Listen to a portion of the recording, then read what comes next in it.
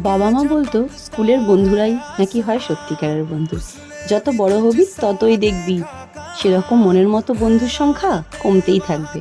কিন্তু এই কথাটা আমার লাইফে একদমই মেলেনি, জানো তো।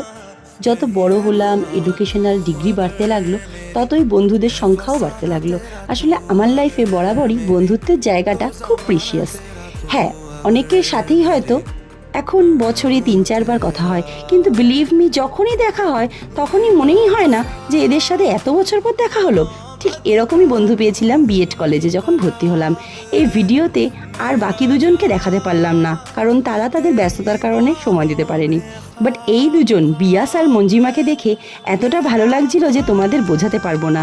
যেদিন থেকে প্ল্যান হয়েছে যে দেখা হবে, সেদিন থেকে I was just totally excited. Biyas যেই মুহূর্তে আমাকে বলেছে যে এই তোর টাইম হবে, আমার অ্যান্সারটা ছিল তোরা জাস্ট টাইম আর প্লেসটা ডিসাইড কর। আমার হাজারো ব্যস্ততার মাঝেও তোদের সাথে দেখা করার জন্য আমি ঠিক টাইম বের করে নেব। আর কথা মতো কাজও তেমনটাই করেছি। এই আলদো ক্যাফেতে আমার অনেক দিন ধরেই যাওয়ার ইচ্ছা ছিল। খুবই ভালো লাগলো ক্যাফেটা, যেমন সুন্দর অ্যাম্বিয়েন্স তেমন সুন্দর খাবার। আমার মেয়েও আমার বন্ধুদের সাথে একদম মিলেমিশে গেছিলো।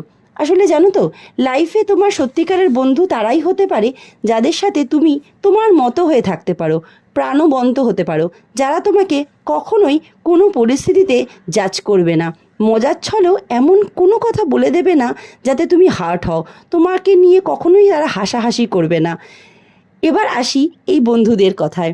ওরা আমাকে সবসময় আমি নিজে যেরকম সেভাবেই অ্যাকসেপ্ট করে, আমার নেচারটাকে ভালোবাসে। আর তোরা আমার পাশে সবসময় এভাবেই থাকিস রে। আর বাকি দুজনকে সেদিন সত্যিই খুব মিস করেছি।